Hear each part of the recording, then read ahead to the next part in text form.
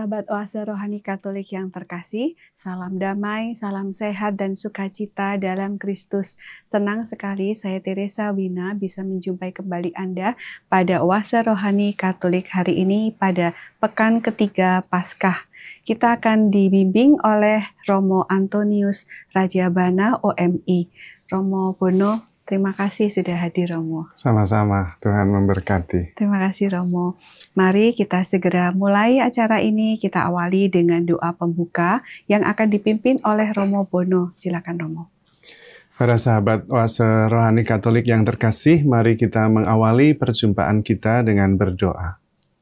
Dalam nama Bapa dan Putra dan Roh Kudus, amin. Allah Bapa Maha Baik, kami bersyukur kepadamu karena Engkau setia mengasihi kami. Engkau juga setia membimbing kami. Dalam perjumpaan kali ini, kami mohon rahmat-Mu agar hati kami terbuka, sehingga mampu menyerap firman Tuhan dan dihidupi olehnya, sehingga hidup kami sungguh-sungguh terinspirasi dari sabda-Mu dan berkenan di hati-Mu.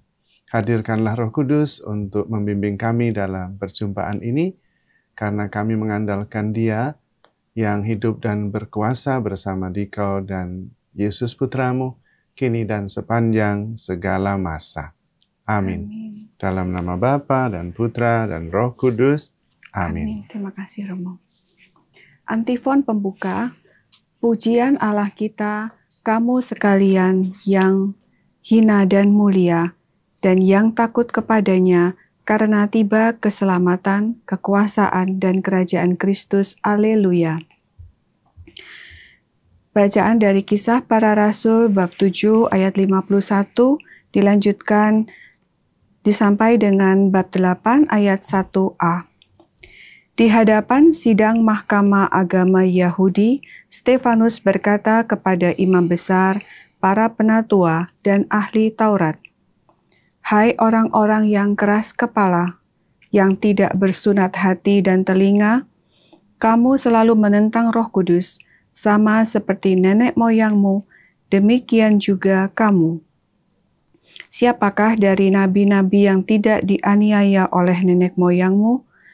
Bahkan mereka membunuh orang-orang yang telah menubuatkan kedatangan orang benar, yang sekarang telah kamu khianati dan kamu bunuh. Kita telah menerima hukum Taurat yang disampaikan oleh malaikat-malaikat, tetapi kamu tidak menurutinya." Mendengar semuanya itu, para anggota Mahkamah Agama sangat tertusuk hatinya. Maka mereka menyambutnya dengan gertakan gigi. Tetapi Stefanus yang penuh dengan Roh Kudus menatap ke langit. Ia melihat kemuliaan Allah, dan Yesus berdiri di sebelah kanan Allah. Maka katanya, "Sungguh, aku melihat langit terbuka, dan Anak Manusia berdiri di sebelah kanan Allah." Maka berteriak-teriaklah mereka, dan sambil menutup telinga, serentak menyerbu Dia. Mereka menyeret Stefanus keluar kota, lalu melemparinya dengan batu. Dan saksi-saksi meletakkan jubah mereka di depan kaki seorang muda yang bernama Saulus. Sementara dilempari batu, Stefanus berdoa, "Ya Tuhan Yesus, terimalah rohku." Sambil berlutut, Stefanus berseru dengan suara nyaring, "Tuhan, janganlah tanggungkan dosa ini kepada mereka." Dan dengan perkataan itu, meninggallah Stefanus. Saulus juga setuju bahwa Stefanus mati dibunuh. Demikianlah sabda Tuhan. Syukur kepada Allah. Kita tanggapi dengan Mazmur tanggapan, "Ke dalam tangan-Mu Tuhan, kuserahkan nyawaku." Ke dalam tangan-Mu Tuhan, kuserahkan nyawaku. Jadilah bagiku gunung batu tempat berlindung dan kubu pertahanan untuk menyelamatkan daku. Sebab Engkaulah bukit batu dan pertahananku. Oleh karena nama-Mu, Engkau akan menuntun dan membimbing aku. Ke dalam tangan-Mu Tuhan, kuserahkan nyawaku. Ke dalam tangan-Mu kuserahkan nyawaku. Sudilah membebaskan daku ya Tuhan, Allah yang setia. Tetapi aku percaya kepada Tuhan, aku akan bersorak-sorai dan bersukacita karena kasih setia-Mu. Ke dalam tangan-Mu, Tuhan, kuserahkan nyawaku. Buatlah wajah-Mu bercahaya atas hamba-hamba-Mu, selamatkanlah aku oleh kasih setia-Mu. Engkau menyembunyikan mereka dalam naungan wajah-Mu terhadap persekongkolan orang-orang. Ke dalam tangan-Mu, Tuhan, kuserahkan nyawaku. Sahabat Oase Rohani Katolik yang terkasih, mari kita siapkan hati untuk mendengarkan Injil suci.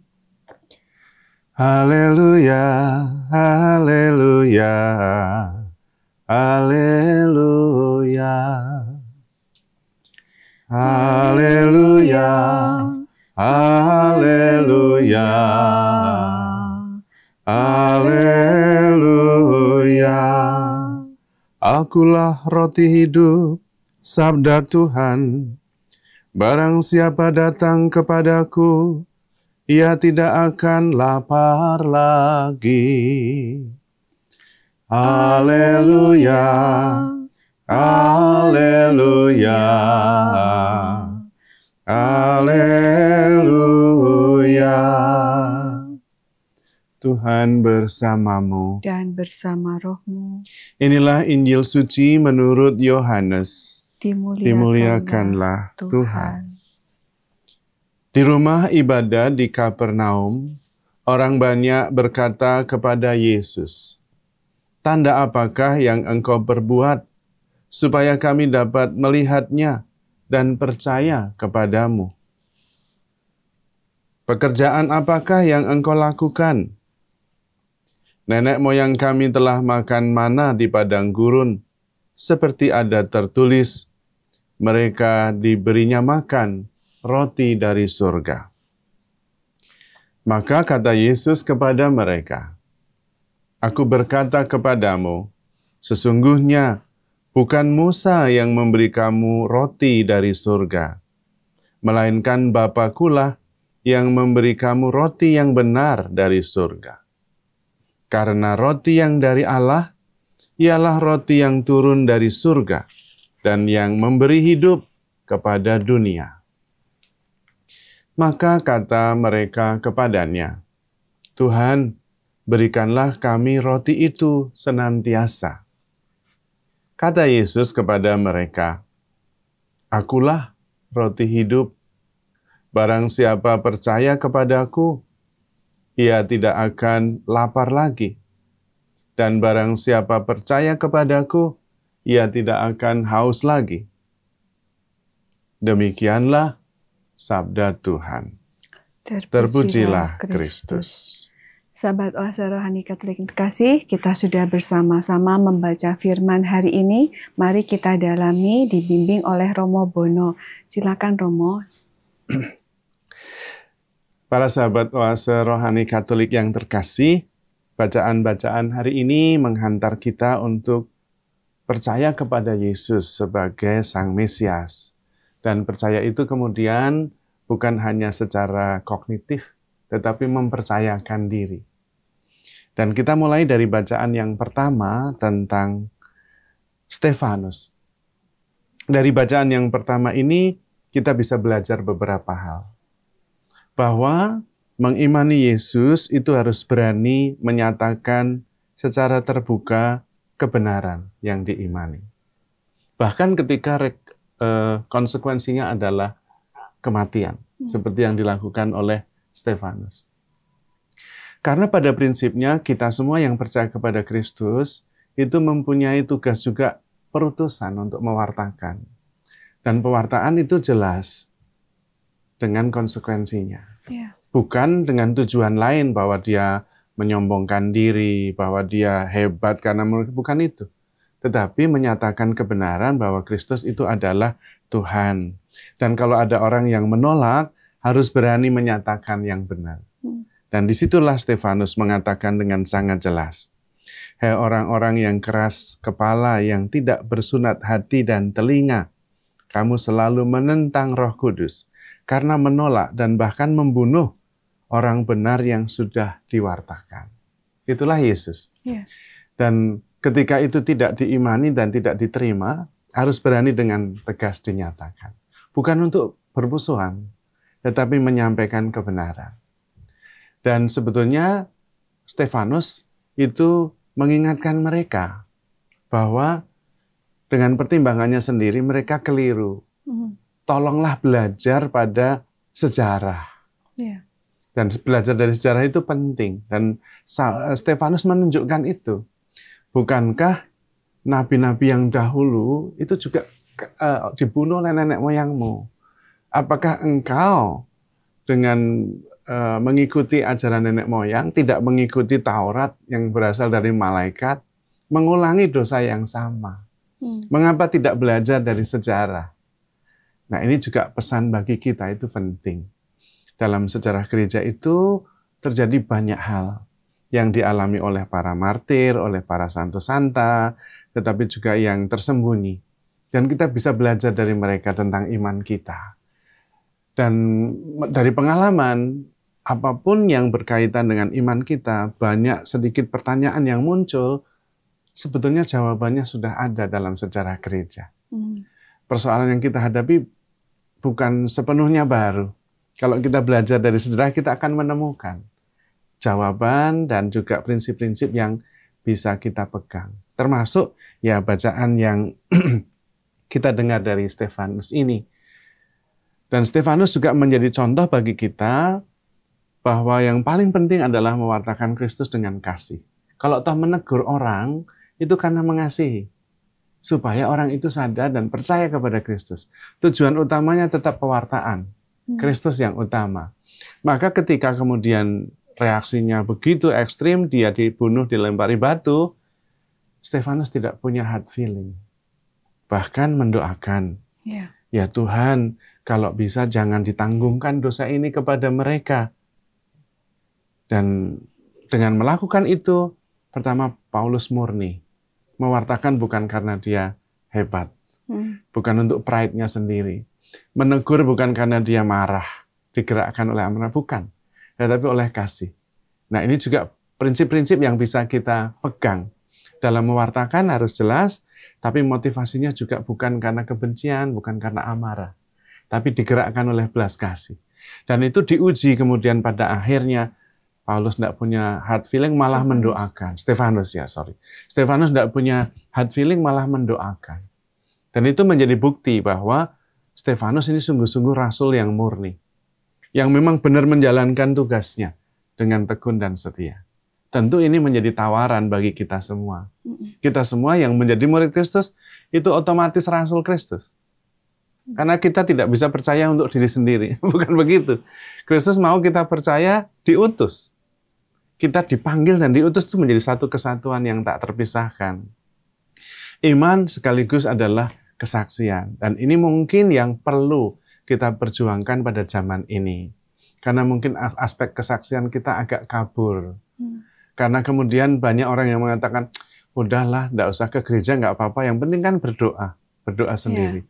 Nah, itu aspek iman yang sangat personal, kalau tidak mau mengatakan egoistik, dan kurang menghargai aspek pewartaannya. Sebetulnya dengan pergi ke gereja, tekun dan setia itu juga sudah mewartakan. Oh, dia adalah pengikut Kristus yang setia, rajin ke gereja. Itu juga pewartaan. Maka tidak bisa kemudian kita mengatakan, udah enggak gereja, enggak apa-apalah, yang penting berdoa di rumah. Itu tidak cukup. Karena iman berkaitan dengan kesaksian. Bahkan yang sangat sederhana, suami istri yang berangkat bersama-sama ke gereja, itu kesaksiannya powerful sekali. Dan seringkali umat, kadang-kadang ada katekumen yang ketika ditanya, bagaimana ceritanya? Oh, saya lihat itu tetangga saya. Kalau minggu mereka berdua ke gereja, kadang-kadang dengan anak-anaknya semuanya, itu rasanya adem. Nah, itulah kesaksian sebetulnya. Maka seperti Stefanus, aspek kesaksian dalam iman kita seperti dua sisi dari mata uang yang sama. Tapi sekali lagi, itu adalah tugas bagi kita semua yang memang dijalankan karena iman, tetapi juga ketika kita memang merasa bahwa ada yang menentang karena konsekuensi iman, kita juga harus berani menyatakan sikap, bukan karena motivasi yang lain, selain motivasi kasih. Digerakkan oleh belas kasih. Tidak oleh amarah, tidak oleh kebencian, juga tidak oleh kesombongan. Ke gereja sama tapi dengan sangat sombong. Wah, itu juga tidak tepat ya. Yeah. Jadi ada beberapa hal yang memang bisa kita jadikan pegangan dalam hidup beriman pada zaman ini. Bukan sekedar percaya kepada Kristus secara kognitif terus selesai disimpan di rumah, yang penting saya menjalankan semuanya lalu aman. Itu bukan seperti itu. Beriman memang sangat personal, tetapi tidak bisa dipisahkan dari aspek kesaksian. Dan dalam hal ini Stefanus memberi contoh sekaligus pegangan bagi kita semua. Dan dalam menyatakan itu, Stefanus selalu digerakkan oleh Roh Kudus. Yeah. Nah, itu yang menjadi prinsip juga. Digerakkan oleh belas kasih, digerakkan oleh Roh Kudus. Dan sering orang bertanya, apa tandanya kalau kita digerakkan oleh Roh Kudus? Yeah. Dan tandanya itu sederhana sekali, yaitu siapapun, apapun yang dilakukan, kalau digerakkan oleh Roh Kudus, tidak pernah negatif. Tidak pernah negatif, selalu positif. Ya, hasilnya, nah, hasilnya ya, dan prosesnya juga. Dan itulah yang membuat orang-orang itu menjadi berani karena selalu positif. Energinya itu positif. Kalau toh menolak, itu karena memang energi negatif yang menolak. Tetapi kalau digerakkan oleh Roh Kudus, selalu positif. Perasaan kita juga positif, akibatnya juga positif, buah-buahnya, prosesnya juga positif. Dan karena itu di situ menjadi ada sebuah kepastian. Tidak terlalu sulit. Karena positif, misalnya saya melihat seseorang, menegur seseorang pun kita dengan cara yang sangat positif supaya orang itu kemudian sadar. Kalau tidak pun kita juga tetap positif, tidak kemudian mengumpat atau tapi malah mendoakan. Dan itu adalah prinsip-prinsip yang dipakai oleh Stefanus yang mengerti bahwa hidup beriman memang harus didasari dan dibimbing oleh Roh Kudus. Karena Roh Kudus itulah yang mengajarkan segala kebenaran. Kurang lebih seperti itu untuk pada bagian yang pertama ini. Tapi mungkin kalau misalnya Ibu Wina ingin menanyakan sesuatu untuk memperdalam yang mungkin dari perspektif zaman ini yang dialami oleh kaum ibu, mungkin bisa. Karena saya tentu terbatas ya dalam hal itu. Tapi prinsip-prinsip ini bisa dipakai. Dari yang apa Romo jelaskan tuh banyak sekali potongan-potongan yang banyak menimbulkan bisa kita kembangkan, Romo. Boleh nanti yang ada beberapa, tapi mungkin saya awali dengan begini. Yang tadi Romo katakan, menegur itu harus dengan kasih. Kita tahu seringkali kita menegur orang maksudnya baik. Kita maksudnya baik gitu, yang mau menegur maksudnya baik. Tetapi seringkali yang keluar, itu kan kata Romo adalah mungkin umpatan, mungkin kata-kata yang tidak positif. Nah, supaya itu tidak seperti itu Romo, padahal tujuannya, maksudnya baik, inginnya tujuannya juga baik, tapi prosesnya akhirnya tidak baik. Nah, itu harus bagaimana Romo? Sebetulnya di dalam Injil juga ada pedomannya. Kalau kamu mau menegur saudaramu, ajaklah dia berbicara empat mata. Itu yang pertama. Itu artinya jangan di depan umum. Nanti sudah bukan lagi menegur, itu mempermalukan kalau seperti itu. Nah, prinsip yang pertama empat mata. Kalau saudaramu masih tidak mau mengakui, ajaklah seorang saksi supaya perkaranya bisa dipastikan. Itu ada prinsipnya juga dalam kitab suci. Kalau memang tetap menolak, ya sudahlah, dihadapkan pada jemaat. Itu langkah terakhir di hadapan banyak orang. Kalau tetap tidak, ya anggaplah dia sudah tidak mau menjadi bagian dari kita. Gitu. Jadi ada tahap-tahap, ada prinsip-prinsip supaya memang itu adalah benar-benar tindakan kasih. Motivasinya kasih. Kalau nggak, ngapain sih repot-repot sampai bawa saksi segala macam, panggil empat mata. Itu kan perlu energi, perlu emosi, investasi energi nanti masih disalahpahami. Kalau tidak kan kemudian tidak mau. Tapi bagi kita yang sungguh mengasihi, meskipun harus melakukan banyak effort, itu harus kita tempuh. Tapi memang harus benar seperti tadi dikatakan. Kalau tidak benar malah jadi menimbulkan sakit hati lebih panjang. Masalahnya nggak selesai, malah tambah. Tapi kalau empat mata, dari hati ke hati, mengerti, dan bisa mulai dengan bagaimana perasaan saya. Dan itu kan tidak salah, karena tidak menuduh. Saya merasa bahwa ibu ini membuat saya tersinggung. Tapi saya merasa. Dan kalau saya yang merasa, itu benar, wong saya yang merasa. Mau dia yeli, saya yang merasa. Nah, mungkin dengan cara itu menegurnya menjadi saya yang merasakan. Kemudian yang ditegur saya bisa mempunyai kebebasan. Enggak kok, maksud saya begini. Gitu. Sehingga bukan langsung, kamu ya menyakiti. Itu sudah menuduh kalau itu. Tapi ada teknik-teknik yang bukan tuduhan sebetulnya. Dan karena itu perlu empat mata, dari hati ke hati. Kalau masih belum beres, ya panggil saksi. Ini loh ada saksi yang bisa meneguhkan persoalannya. Dalam keluarga juga bisa dilakukan bisa. Seperti itu, Romo. Itu prinsip yang berlaku umum dalam kitab suci. Jadi itu ada. Jadi mudah-mudahan ini menjadi pegangan bagi kita juga dalam hal menghayati iman dalam kehidupan bersama. Moga-moga ya Romo. Amin. Dan yang ngomong juga mungkin berproses dulu ya Romo, supaya ketika ketemu empat mata jangan udah emosinya udah di kepala. Betul, itu syarat yang kedua. Yang mau menegur sudah harus selesai dengan perasaannya sendiri. Kalau belum selesai, masih itu malah nanti menimbulkan masalah lebih besar. Jadi ada yang kedua, memang sudah harus selesai dengan persoalannya sendiri, perasaannya sendiri. Ya, baik Romo. Tadi ada juga yang Romo katakan tentang bagaimana orang tidak ke gereja, cukup berdoa di rumah. Tapi mungkin nanti kita lanjutkan di sesi yang kedua ya Romo. Baik. Sahabat Oase Rohani Katolik yang terkasih, sangat banyak tadi yang disampaikan oleh Romo Bono. Kita rehat sejenak, kita endapkan dulu satu persatu, dan nanti kita akan lanjutkan lagi di sesi yang kedua.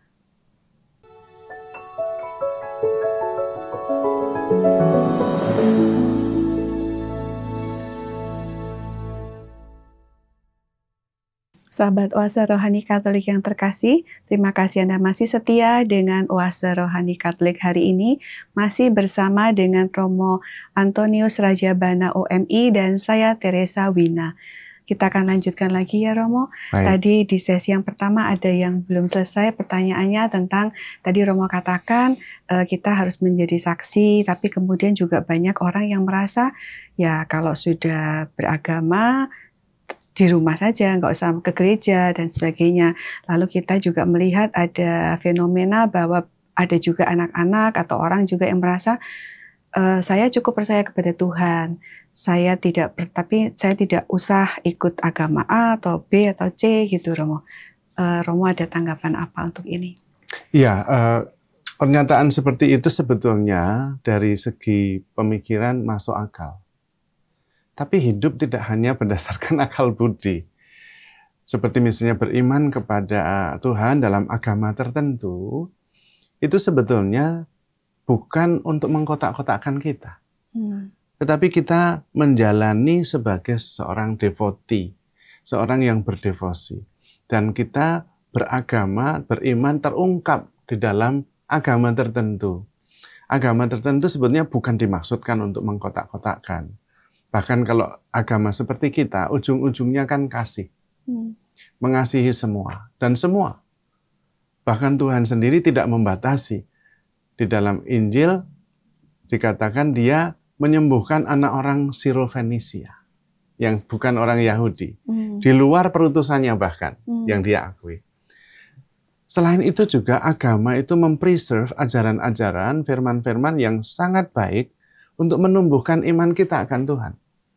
Nah, kalau kita percaya kepada Tuhan tetapi tidak mengikuti ibadat-ibadat tertentu, benih itu tidak tumbuh subur karena tidak disiram. Seringkali ketika kita menghadiri sebuah perayaan, ada firman yang mengena di hati, ada sebuah perayaan yang menyentuh, dan disitulah terjadi komunikasi. Maka argumen bahwa sudah saya mau percaya kepada Tuhan tetapi tidak ikut agama tertentu, itu hanya benar di dalam teori. Dalam kenyataannya tidak benar. Karena kemudian sebetulnya kita tidak bertumbuh. Hanya mengikuti apa yang memang nyaman untuk kita. Memang pernyataan itu sangat dimungkinkan karena ada oknum-oknum tertentu yang sudah beragama tertentu lalu memaksa yang lain untuk mengikuti kepercayaannya. Nah, itu yang membuat orang lain kemudian sebel. Nah, itu juga ada dua hal. Tapi tidak berarti bahwa kalau ada yang keliru menyampaikan, berarti bahannya lalu keliru. Kalau yang menyampaikan keliru, ya sudah itu yang menyampaikan yang keliru. Kita tidak perlu bereaksi pada yang keliru. Orang-orang yang memang oknum, banyak yang begitu. Begitu percaya pada agama tertentu, yang lain dianggap salah. Ayo, lalu dipaksa-paksa ikut. Ya orang jadi jengkel juga. Karena, dan bisa dimengerti kalau orang kemudian bereaksi seperti itu.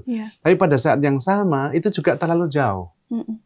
Membuang sesuatu yang cukup penting juga dalam perayaan-perayaan, dalam devosi, kita berkomunikasi, terhubung dengan yang ilahi, itu juga nggak bisa diganti dalam peribadatan. Dan ada firman-firman yang suatu ketika entah bagaimana pas. Itu kan, gitu nah dan itu menguatkan juga, ya Romo. Betul. Sehingga kalau sampai ada reaksi terhadap sesuatu yang negatif, kemudian membuang semua yang bernilai, itu sama dengan memandikan bayi, sudah kotor airnya, dibuang airnya sak bayi-bayinya. Ya sayang itu. Itu yang terjadi perumpamaannya kalau sampai seperti itu. Ya, dan tadi Romo katakan sangat bagus bahwa saya terinspirasi bahwa Romo katakan ketika kita mengikuti ibadah, ketika kita misa, kita mendengarkan firman, itu kayak kita bertumbuh dan itu penting ketika kita hidup di dunia, kita menghadapi macam-macam ya Romo ya. Betul sekali, karena dalam kebersamaan itu ada energi positif yang tidak terkatakan tapi membantu kita untuk membuka diri. Bahkan dalam bahasa Tuhan dikatakan 2-3 orang berkumpul dalam namaku, aku ada di antaranya. Nah, di situ perjumpaan. Kalau kita sungguh beriman kepada Tuhan, kita pasti ingin berjumpa. Seperti misalnya percaya pada seseorang, kalau sungguh-sungguh ya ingin ketemu. Dan ketemu itu salah satunya dalam kebersamaan itu. Bahwa kemudian ada efek negatif, tidak berarti menghilangkan kehadiran Tuhan di dalam komunitas. Dalam 2-3 orang yang berkumpul itu. Ya, terima kasih Romo. Baik Romo, ada lanjutan lagi dari yang mungkin bacaan Injil ya, kita tadi belum bahas ya Romo. Ya, dalam bacaan Injil kali ini sama sebetulnya Tuhan mengajak kita untuk akhirnya itu mempercayakan hidup kita kepada Tuhan. Karena memang kita tidak bisa hidup sendiri. Kita diciptakan oleh Allah sebagai kasih, secitra dan segambar dengan Allah, yang nantinya akan mewujudkan dirinya dalam tindakan perkataan yang merupakan ungkapan kasih. Dan kasih itu adalah Allah sendiri.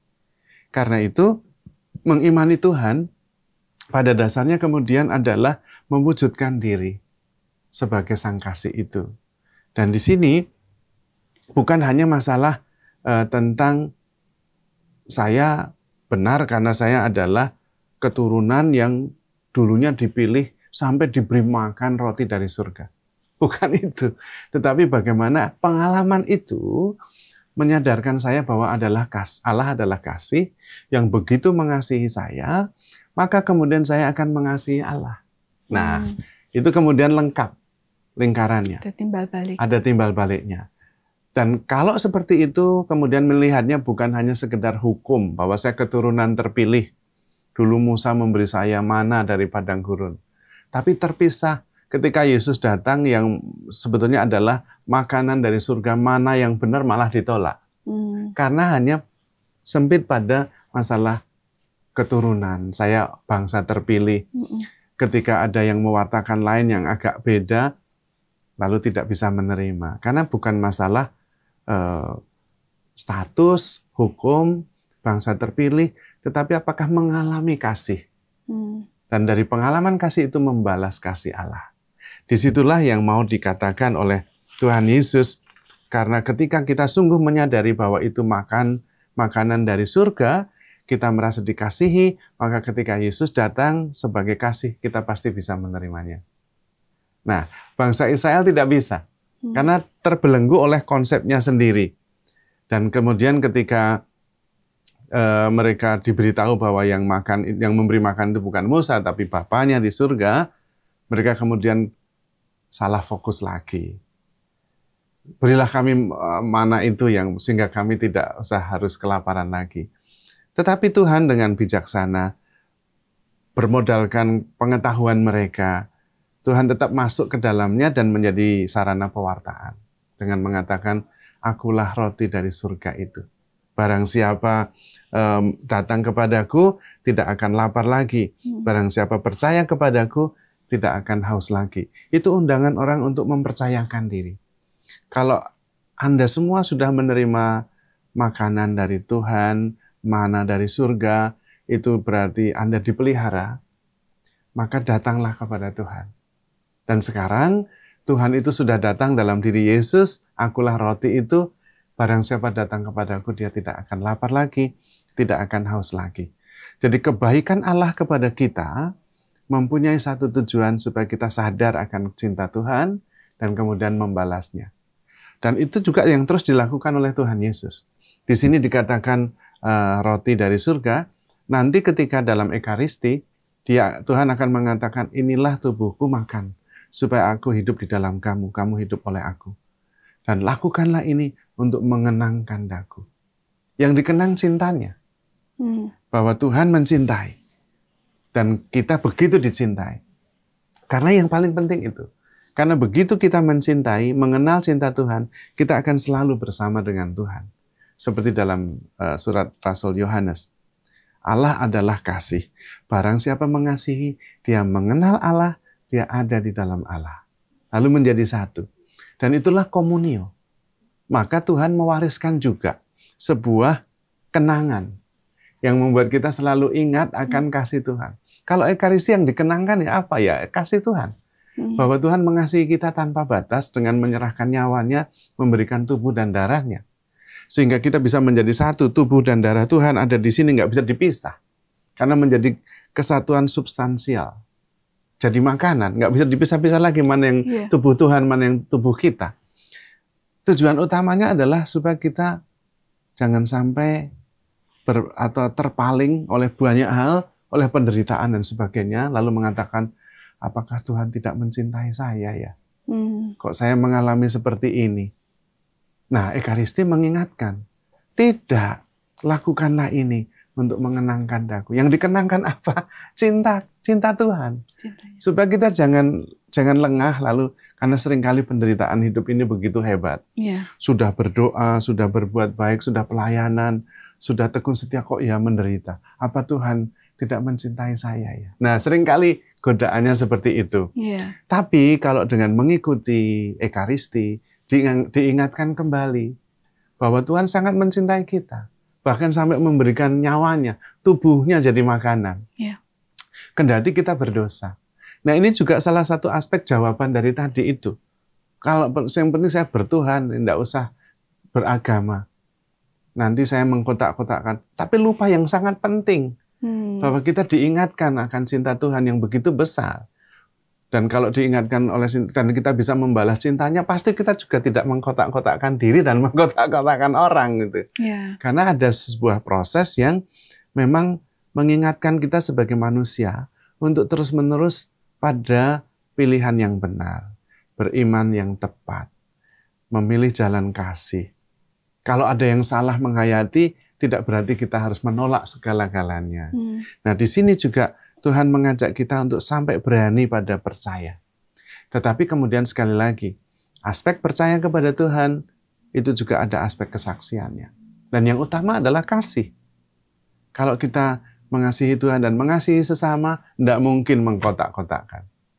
Karena kasih tidak mengenal batas, tidak mengenal kotak-kotak. Nah mungkin orang lain yang kemudian mengkotak-kotakkan. Tetapi kita yang percaya kepada Tuhan, justru terdorong untuk mengasihi siapa saja.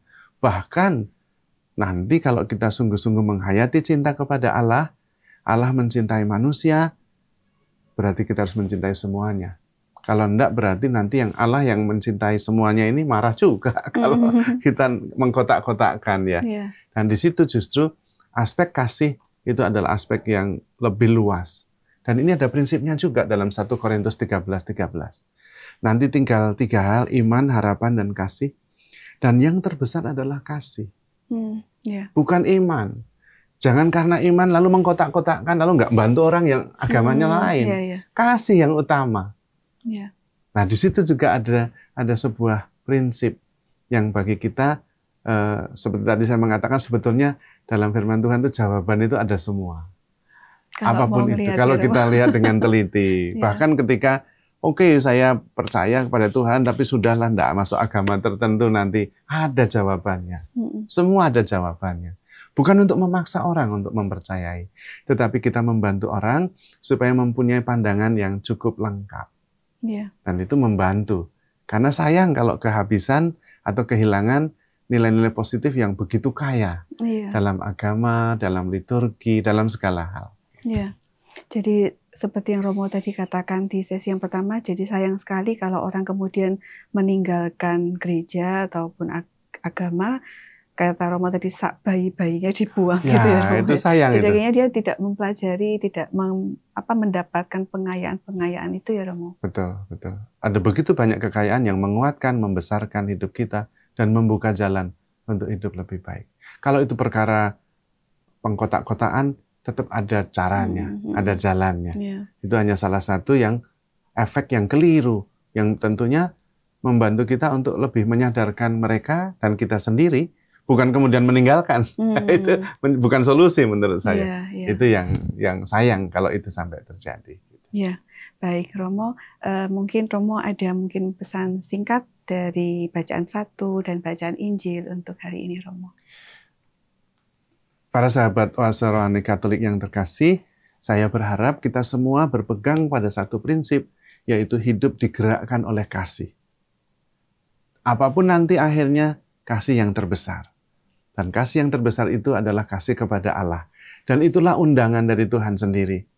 Dalam perayaan-perayaan Ekaristi, Tuhan meminta kita mengenangkan Dia, mengenangkan kasih-Nya, supaya kita hidup atas dasar kasih, digerakkan oleh belas kasih, dan kita menjadi kasih itu sendiri bagi seluruh ciptaan.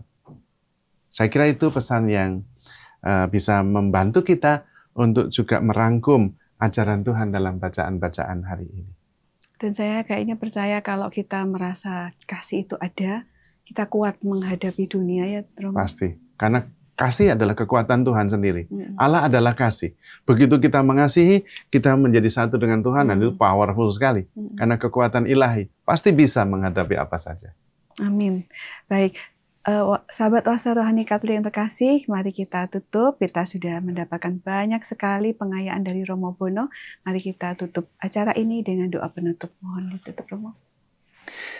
Para sahabat Oase Rohani Katolik yang terkasih, mari kita mengakhiri perjumpaan kita dengan berdoa bersama. Dalam nama Bapa dan Putra dan Roh Kudus. Amin. Allah Bapa Maha Baik, kami bersyukur kepadamu, karena Engkau begitu mengasihi kami, dan ingin kami mempunyai pengalaman kasih itu, sehingga kami hidup atas dasar kasih, digerakkan oleh kasih, dan kemudian mempercayakan diri sepenuhnya kepada Tuhan Yesus, yang menjadi perwujudan kasih Allah sendiri. Bantulah kami dengan kuasa dan berkat-Mu, agar kami sungguh bisa hidup sesuai dengan kehendak-Mu, menemukan kehidupan yang penuh sukacita, rasa syukur, dan juga kepercayaan penuh. Limpahkanlah berkat-Mu atas niat baik kami, juga perjuangan kami, mengimani Engkau dan memberi kesaksian akan iman yang benar. Semoga berkat Allah menyertai kita semua, di dalam nama Bapa dan Putra, dan Roh Kudus. Amin. Baik, kita terima kasih ya Romo, sudah meluangkan waktunya. Terima kasih. Semoga Tuhan memberkati tugas dan pelayanan Romo. Amin. Kita ucapkan juga terima kasih kepada pimpinan, pengurus, dan tim teknis Oase Rohani Katolik, kepada sahabat Oase Rohani Katolik yang sudah sangat setia mengikuti Oase Rohani Katolik. Kita akan jumpa lagi di edisi yang mendatang. Salam sehat dan sukacita dalam Kristus.